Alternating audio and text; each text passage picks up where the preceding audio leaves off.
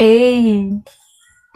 So, nakikita niyo ba yung kilikili ko? At hindi ako makapagganyan, hindi ako makapagtaas ng kilikili kasi sobrang conscious ko sa kilikili ko. Nung nakaraan, nag-post ako kung ano yung magandang maintenance para sa pampaputi ng kilikili. And ayun, luckily may nag-suggest. Nung una, tinignan ko muna and nireview ko yung products. Ang dami na nagre-recommend, pati nga artista gumagamit na din ito. Ginamit ko muna siya ng isang linggo para makita ko talagang effective nga siya. And guess what? Sobrang nagustuhan ko yung result niya sa underarms ko. Dati kasi nagpa-pluck ako ng buhok sa kilikili. Kaya ayan, hindi maiiwasan na magkaroon ng chicken skin. Sa din sa dahilan kung bakit hindi talaga ako nakakapag-sando at hindi ko natataas ng ganyan yung kilikili ko. Ayun, sobrang gandang-ganda ako sa product na to. And shoutout nga pala sa nag-recommend nito sa akin. I-reveal ko na yung product and hindi na para i-gatekeep pa kasi hindi naman to ginatekeep sa akin. Ito yung Grace and Glow. Sobrang ganda ng packaging, kulay purple. Tapos sobrang bango niya, as in. Hindi ka na mag-perfume, kahit ito na lang yung gamit mo, sobrang bango niya. Ganito yung itsura ng packaging and roller siya. Na-apply ko to pagkatapos kong maligo o kaya naman kapag matutulog ako. So, twice a day ko siyang ginagamit. And sobrang